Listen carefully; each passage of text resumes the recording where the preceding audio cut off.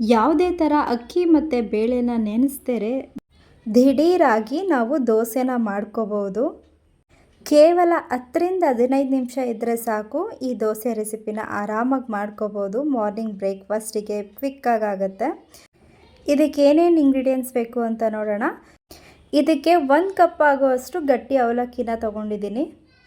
Paper ಅವಲಕ್ಕಿ ಎಲ್ಲ ತೊಗೊಳ್ಳೋದಕ್ಕೆ ಹೋಗಬೇಡಿ, ಗಟ್ಟಿ ಅವಲಕ್ಕಿ ಇದ್ದರೆ ಸಾಕು. ಮತ್ತು ಅವಲಕ್ಕಿಗೆ 1-2 ಕಪ್ ಆಗುವಷ್ಟು ನೀರನ್ನ ಹಾಕ್ಕೊಂಡು ಚೆನ್ನಾಗಿ ವಾಶ್ ಮಾಡ್ಕೋಬೇಕು. ಅವಲಕ್ಕಿಲಿ ಯಾಕಂದರೆ ತುಂಬಾ ಡಸ್ಟ್ ಎಲ್ಲ ಇರುತ್ತೆ, ಸೊ ಅದಕ್ಕೋಸ್ಕರ ಅವಲಕ್ಕಿನ ಚೆನ್ನಾಗಿ ತೊಳ್ಕೊಬೇಕು. ದೋಸೆ ಹಿಟ್ಟನ್ನು ನೆನೆಸುವಾಗ ಯಾವ ರೀತಿ ನಾವು ಅಕ್ಕಿನ 2-3 ಸಲ ಚೆನ್ನಾಗಿ ತೊಳಿತೀವೋ ಅದೇ ರೀತಿ ಇದನ್ನು ಕೂಡ 2-3 ಸಾರಿ ನೀರನ್ನ ಹಾಕ್ಕೊಂಡು ಚೆನ್ನಾಗಿ ವಾಶ್ ಮಾಡ್ಕೋಬೇಕು. ನಾವು ಚೆನ್ನಾಗಿ ಅವಲಕ್ಕಿ ತೊಳ್ಕೊಳ್ಳೋದ್ರಿಂದನೂ ಕೂಡ ದೋಸೆ ಬಣ್ಣ ತುಂಬಾ ಚೆನ್ನಾಗಿ ಬರುತ್ತೆ. ಸೊ ಅದಕ್ಕೋಸ್ಕರ ನೀರು ಕಲರ್ ಚೇಂಜ್ ಆಗೋ ತನಕ ಚೆನ್ನಾಗಿ ವಾಶ್ ಮಾಡಿ ಸ್ವಲ್ಪ ಹೊತ್ತು ನೆನೆಯೋದಕ್ಕೆ ಬಿಡಬೇಕು. ನಾನು ಅವಲಕ್ಕಿನ ಹಾಕ್ಕೊಂಡಿದ್ದೆ ಅಲ್ವಾ, ಸೊ ಅದೇ ಮೆಷರ್ಮೆಂಟಲ್ಲಿ ಸಣ್ಣ ರವೆನ ತೊಗೊಂಡಿದ್ದೀನಿ. ಮೀಡಿಯಮ್ ರವೆನಾದ್ರೂ ಕೂಡ ತೊಗೋಬೋದು. ಸೇಮ್ ಅದೇ ಕಪ್ ಮೆಷರ್ಮೆಂಟಲ್ಲಿ ರವೆನ ಹಾಕ್ಕೊತಾ ಇದ್ದೀನಿ. ಡೈರೆಕ್ಟ್ ಇದನ್ನು ಮಿಕ್ಸಿ ಜಾರಿಗೇ ಹಾಕ್ಕೊತಾ ಇದ್ದೀನಿ. ಇದನ್ನೇನು ವಾಶ್ ಮಾಡೋ ಅವಶ್ಯಕತೆ ಇಲ್ಲ.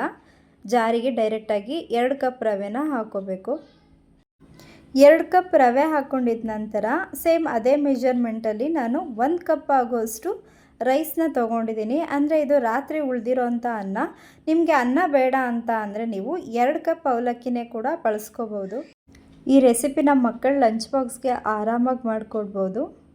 ಅದ್ರ ಜೊತೆಗೆ ನಾವು ಆಗಲೇ ಅವಲಕ್ಕಿ ನೆನೆಸಿಟ್ಟಿದ್ವಿ ಅಲ್ವಾ, ಆ ಅವಲಕ್ಕಿನೂ ಕೂಡ ಸೇರಿಸ್ಕೋಬೇಕು.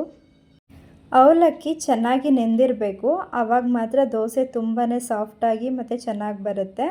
1 ಕಪ್ ಆಗುವಷ್ಟು ಅಂದರೆ ಒಂದು ಸ್ಮಾಲ್ ಕಪ್ ಮೆಷರ್ಮೆಂಟಲ್ಲಿ ಮೊಸರನ್ನ ತೊಗೊಂಡಿದ್ದೀನಿ. ಹುಳಿ ಮೊಸರಾದರೆ ಒಂದು ಸ್ವಲ್ಪ ಕಮ್ಮಿ ತೊಗೊಳ್ಳಿ. ಇದು ಫ್ರೆಶ್ ಮೊಸರಾಗಿರೋದ್ರಿಂದ ನಾನು ತೋರಿಸಿರೋ ಮೆಷರ್ಮೆಂಟಲ್ಲಿ 1 ಕಪ್ ತೊಗೊಂಡಿದ್ದೀನಿ. ಮತ್ತು ಹಿಟ್ಟು ರುಬ್ಬೋದಕ್ಕೋಸ್ಕರ ಅಂತ ಸ್ವಲ್ಪ ನೀರನ್ನು ಕೂಡ ಸೇರಿಸ್ಕೊತಾ ಇದ್ದೀನಿ. ನಾನು ತೋರಿಸಿರುವಂಥ ಎಲ್ಲ ಇಂಗ್ರೀಡಿಯೆಂಟ್ಸ್ನೂ ಕೂಡ ಹಾಕ್ಕೊಂಡು ನುಣ್ಣಗೆ ರುಬ್ಕೋಬೇಕು. ದೋಸೆ ಹಿಟ್ಟಿಗೆ ಯಾವ ರೀತಿ ರುಬ್ತೀವೋ ಸೇಮ್ ಅದೇ ಅದಕ್ಕೆ ರುಬ್ಕೋಬೇಕು. ಆದರೆ ರುಬ್ಕೊಳ್ಳುವಾಗ ಸ್ವಲ್ಪ ಗಟ್ಟಿಯಾಗಿದ್ದರೆ ಹಿಟ್ಟು ದೋಸೆ ತುಂಬಾ ಚೆನ್ನಾಗಿ ಬರುತ್ತೆ. ಸೊ ಅದಕ್ಕೋಸ್ಕರ ಸ್ವಲ್ಪ ಗಟ್ಟಿಯಾಗೇ ಇಟ್ಕೊಳ್ಳಿ. ಜಾಸ್ತಿ ಎಲ್ಲ ನೀರು ಹಾಕೋದಕ್ಕೆ ಹೋಗಬೇಡಿ. ಸೊ ಎಲ್ಲ ರುಬ್ಬಾಗಿದ್ದ ನಂತರ ಇದನ್ನು ಚೆನ್ನಾಗಿ ಕೈ ಬಿಡದರೆ ಹಾಗೇ ನೀಟಾಗಿ ಮಿಕ್ಸ್ ಮಾಡ್ಕೋಬೇಕು. ಸ್ವಲ್ಪ ಗಟ್ಟಿ ಇದ್ದಿದ್ದರಿಂದ ಮಿಕ್ಸಿ ಜಾರನ್ನ ತೊಳೆದು ನಾನು ನೀರನ್ನ ಹಾಕ್ಕೊತಾ ಇದ್ದೀನಿ. ನೀರು ಸೇರಿಸೋವಾಗ ನೋಡ್ಕೊಂಡು ಹಾಕಿ, ತುಂಬಾ ತೆಳು ಆದರೆ ದೋಸೆ ಚೆನ್ನಾಗಿ ಬರಲ್ಲ.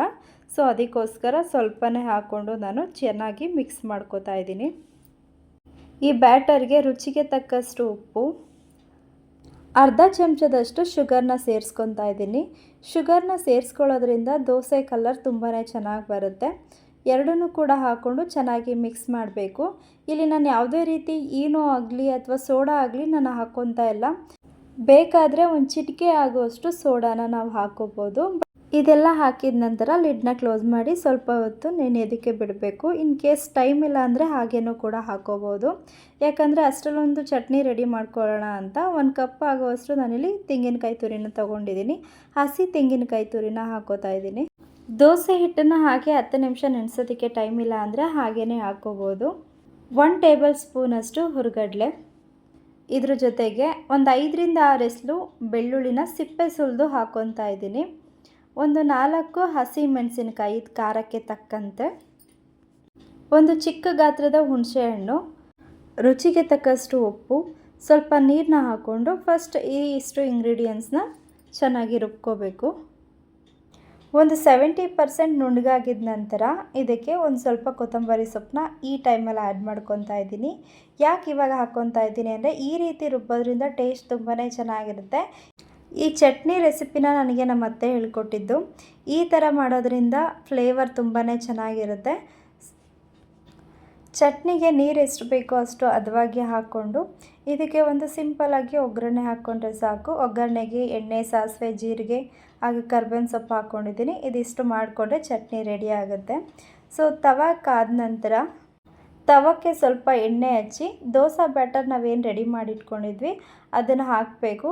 ತುಂಬಾ ತೆಳುವಾಗಿ ಹಾಕೊಳ್ಳೋದಕ್ಕೆ ಹೋಗಬೇಡಿ. ಸೆಟ್ ದೋಸೆ ಯಾವ ರೀತಿ ಹಾಕ್ತಾರೋ ಅದೇ ರೀತಿ ಮಂದವಾಗಿ ಹಾಕ್ಕೋಬೇಕು. ದೋಸೆ ಮೇಲೆ ಸ್ವಲ್ಪ ನಾನು ಕ್ಯಾರೆಟ್ ತುರಿ ಹಾಗೆ ಸ್ವಲ್ಪ ಕೊತ್ತಂಬರಿ ಸೊಪ್ಪನ್ನ ಹಾಕ್ಕೊತಾ ಇದ್ದೀನಿ, ತುಂಬಾ ಚೆನ್ನಾಗಿರುತ್ತೆ ಅಂತ. ಬೇಡ ಅಂತ ಅಂದರೆ ಸ್ಕಿಪ್ ಕೂಡ ಮಾಡ್ಕೋಬೋದು. ದೋಸೆ ಹಾಕಿದ ನಂತರ ಮೇಲೆ 1 ಟೇಬಲ್ ಸ್ಪೂನ್ ಆಗುವಷ್ಟು ಆಯಿಲ್ನ ಹಾಕ್ಕೊಂಡು ಲಿಡ್ನ ಕ್ಲೋಸ್ ಮಾಡಿ ಒಂದು 5 ಮಿನಿಟ್ಸ್ ಕುಕ್ ಆಗೋದಕ್ಕೆ ಬಿಡಬೇಕು.